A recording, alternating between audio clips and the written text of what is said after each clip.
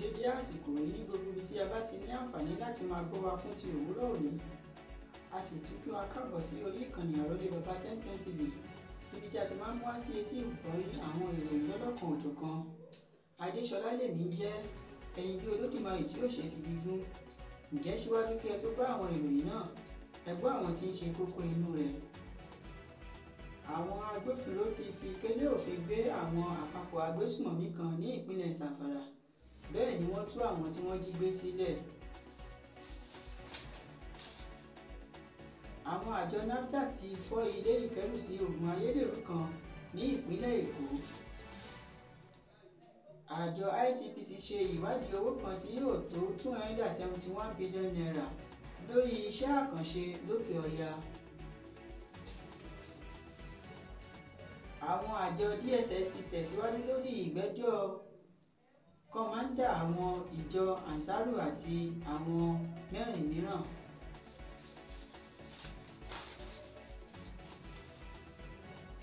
Ààrẹ Amẹ́ríkà ti pè fún ìdájọ́ tó péye lórí ikú Khashoggi.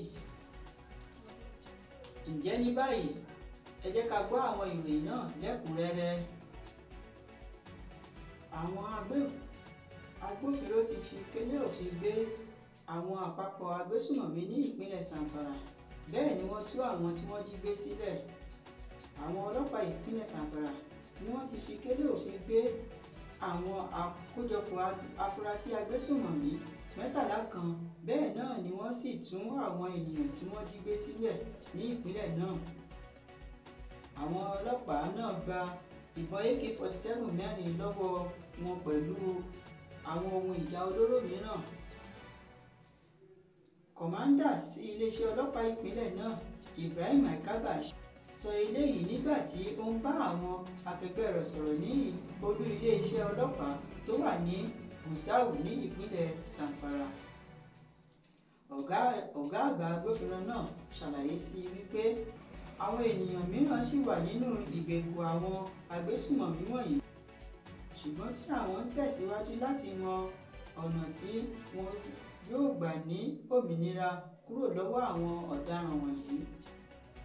Maikaba tẹ̀síwájú nínú ọ̀rọ̀ rẹ̀ wípé àṣeyọrí wọ̀nyí ló ti ń wáyé láti nǹkan bí oṣù kan sẹ́yìn tí àwọn ọlọ́pàá ìpínlẹ̀ náà ti ń lékún nínú iṣẹ́ takuntakun wọn.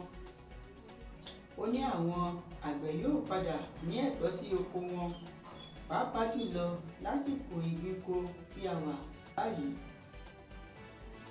Ọ̀gá àgbà ọlọ́pàá náà tún sọ̀rọ̀ nípa ìpàdé kan tí òun àti àwọn akẹgbẹ́ rẹ̀ ti ṣe lórí bí àlàáfíà yóò ṣe jọba jákèjádò ìpínlẹ̀ Zamfara.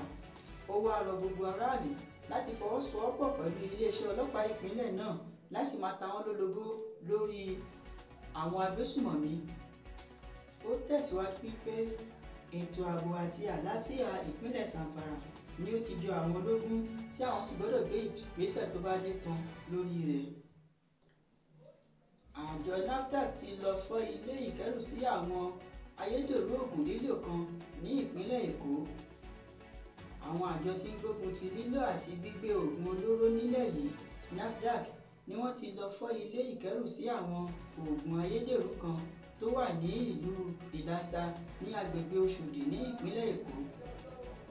Nínú ọ̀rọ̀ kan tí wọ́n fi léde lórí ìkànnì X àwọn àjọ náà, ní ọjọ́ Jímọ̀ ni wọ́n ti ní àwọn gba páálí oògùn ayédèrú tó lé ní 200 pẹ̀lú àwọn oògùn ibà mìíràn tí ìjọba ò fi òǹtẹ̀ lù, tí owó rẹ̀ sì lé ní bílíọ̀nù 1.2 náírà, 1.2 billion naira.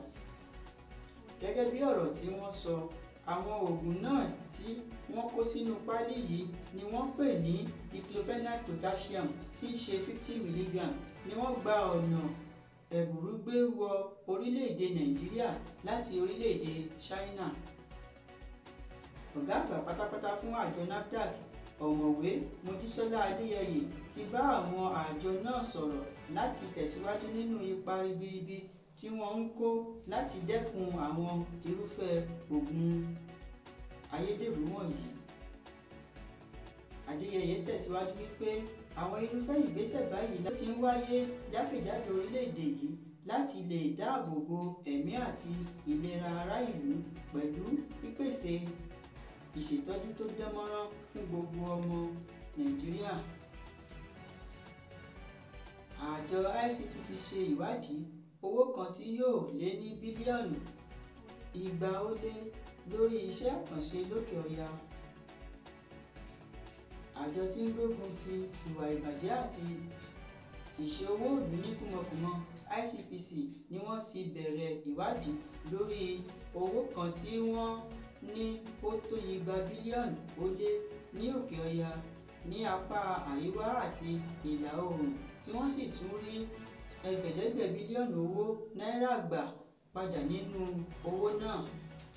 Alága fún àjọ tó ń gbógun ti ìwà ìbàjẹ́ Dr. Musa Adamu ti bá àwọn akọ̀ròyìn sọ̀rọ̀ ní ìpínlẹ̀ Kano ní ọjọ́bọ̀ Thursday wípé owó tí àpapọ̀ iye rẹ̀ yóò tó 767 bílíọ̀nù fún iṣẹ́ àkànṣe ìlú tí àwọn ọ̀jẹ̀lú kan ti darí sí inú àpò àsùnwọ̀n ara wọn ni àwọn ń ṣe ìwádìí lórí rẹ̀ ní apá àríwá òkè ọya àti òmíràn bẹ́ẹ̀ tí wọ́n ní yóò tó 112 bílíọ̀nù ní ìwọ̀ oòrùn òkè ọya lọ́hùn. Adamu Aliyu sọ pé iṣẹ́ ìwádìí àwọn ò dá lé lórí àkànṣe nìkan, bí kò ṣe pé àwọn tó ń gba owó àti dúkìá lọ́wọ́ ẹnikẹ́ni tí adé ìwà ìbàjẹ́ báyìí bá sílé lórí. Adamu sọ pé ìgbésẹ̀ yìí ni yóò mú kí àwọn tí wọ́n bá gbé iṣẹ́ àkànṣe kan tàbí òmíràn fún lè máa ná owó náà lórí èyíkéyìí iṣẹ́ tí wọ́n bá gbé fún wọn, láì ní máa darí owó náà sí àpò àsùnwọ̀n ara wọn. Àjọ DSS tẹ̀síwájú lórí ìgbẹ́jọ́ kọ̀mọ́ndà àwọn ìjọ Ansaru àti àwọn 4 mìíràn. Ìgbẹ́jọ́ kan tó ń lọ lórí ẹjọ́ tí wọ́n fi pe ẹnìkan tí orúkọ rẹ̀ ń jẹ́ Muhammadu Usman tí wọ́n tún mọ̀ sí Khalid Al-Nabawi tí ń ṣe kọ̀mọ́ndà àwọn ẹgbẹ́ Ansaru ni wọ́n ti ní wọ́n tẹ̀síwájú lórí ìgbẹ́jọ́ rẹ̀ báyìí. Ilé-ẹjọ́ àgbà orílẹ̀-èdè yìí tó kalẹ̀ sí ìlú Àbújá lábẹ́ olùdájọ́ Emeka Nwite ni wọ́n ti ń tẹ̀síwájú lórí ìgbẹ́jọ́ náà. Wọ́n ní Al-Nabawi yìí àti àwọn 4 mìíràn bẹ́ẹ̀ ni àwọn àjọ DSS ti gbé lọ sí ilé-ẹjọ́ lórí ẹ̀sùn ìgbésùmọ̀mí láàrin ọdún 2011 àti ọdún 2013 ní ìpínlẹ̀ Sokoto, ìpínlẹ̀ Kebbi, Bauchi, Borno, Gombe àti àwọn ìpínlẹ̀ mìíràn bẹ́ẹ̀ lókè ọya. Wọ́n tún fẹ̀sùn mìíràn kàn wọ́n pé wọ́n tún wà lára àwọn agbésùmọ̀mí kan tí wọ́n pè ní Jamaatu Ansaru Muslima fi Biladi Sudan aka Ansaru. Nígbà tí wọ́n mọ̀ ṣe ìdájọ́ wọn, adájọ́ náà ní kí àwọn ọ̀daràn wọ̀nyí lọ fi ẹ̀wọ̀n ọdún 15 jura, bó tilẹ̀ jẹ́ wípé ìdájọ́ náà tẹ́ àwọn ènìyàn lọ́rùn bí kò ṣe pé ìdájọ́ ikú ni àwọn èèyàn fẹ́ kí wọ́n dá fún wọn. Ṣùgbọ́n àwọn méjèèjì ti wà ní ọgbà ẹ̀wọ̀n báyìí.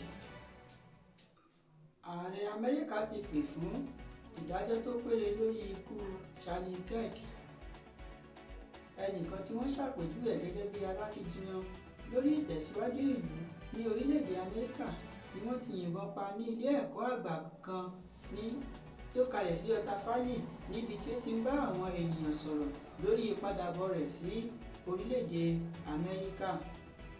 Kirk ni wọ́n ti ṣàpèjúwe gẹ́gẹ́ bí onígboyà àti ọlọ́kàn rere tí ó ń pè fún àlàáfíà àti ìtẹ̀síwájú orílẹ̀-èdè Amẹ́ríkà. Gẹ́gẹ́ bí wọ́n ṣe rí nínú fídíò kan tó jáde, wọ́n yìnbọn pa arákùnrin náà lásìkò tó ń bá àwọn ènìyàn sọ̀rọ̀, tí gbogbo àwọn adarí àgbáyé sì tako ìṣẹ̀lẹ̀ náà, pàápàá jùlọ ààrẹ Trump ti orílẹ̀-èdè Amẹ́ríkà. Trump sọ̀rọ̀ lórí ìkànnì ayélujára rẹ̀ wípé òun rọ àwọn agbófinró láti ṣe ìwádìí tó péye kí wọ́n sì ṣe ìdájọ́ tó yẹ lórí ikú ọ̀dọ́mọkùnrin náà. Ó sì tún rọ àwọn adarí orílẹ̀-èdè gbogbo láti má gbójú kúrò lórí ọ̀rọ̀ náà. Ó ní ọ̀kan gbòógì onígbìyànjú àti onígboyà ọ̀dọ́mọkùnrin Charlie Kirk ti kú o. Trump kọ ọ̀rọ̀ yìí jáde látòrí ìkànnì X rẹ̀. Prime Minister ìlú Britain náà sọ̀rọ̀ lórí ikú ọ̀dọ́mọkùnrin náà tí ó sì sọ pé àjọ àgbáyé ò ní fọwọ́ sí òṣèlú alákatakítí ní orílẹ̀-èdè gbogbo. Ǹjẹ́ a ò ní rí jù báyìí lọ fún ti òwúrọ̀ yìí? Ká tó wá mú ìròyìn náà wá sí òpin, ẹ jẹ́ ká gbọ́ àwọn kókó inú rẹ̀ lẹ́ẹ̀kan sí i. Àwọn agbófinró ti fi kélé òfin gbé àwọn àpapọ̀ agbésùmọ̀mí kan ní ìpínlẹ̀ Zamfara, bẹ́ẹ̀ ni wọ́n tú àwọn tí wọ́n jí gbé sílẹ̀. Àwọn àjọ NAFDAC ti lọ fọ́ ilé ìkẹ́rùsí oògùn ayédèrú kan ní ìpínlẹ̀ Èkó. Àjọ ICPC ṣe ìwádìí owó kan tí yóò tó $271 billion lórí iṣẹ́ àkànṣe lókè ọ̀yà. Àjọ DSS tẹ̀síwájú lórí ìgbẹ́jọ́ kọ̀mọ́ndà àwọn àjọ Ansaru àti àwọn 4 mìíràn. Ààrẹ Amẹ́ríkà ti pè fún ìdájọ́ tó péye lórí ikú Charlie Kirk. Ǹjẹ́ títí di àsìkò mìíràn tí a tún máa mú àkọ́tún ìròyìn wá sí etí ìgbọ́yín, Adéṣọlá Dèmí ń jẹ́ ẹyinjú Olódùmarè tí ò ṣe fìdí gún. Ẹ má gbàgbé láti subscribe sórí ìkànnì Àròlé Baba 1010 TV kí ẹ sì máa bá wa pín àwọn ètò wa lọ́lọ́kan òjọ̀kan. Títí di àsìkò míì tí a tún máa mú àkọ́tún ìròyìn wá, a kí wa wípé ire o.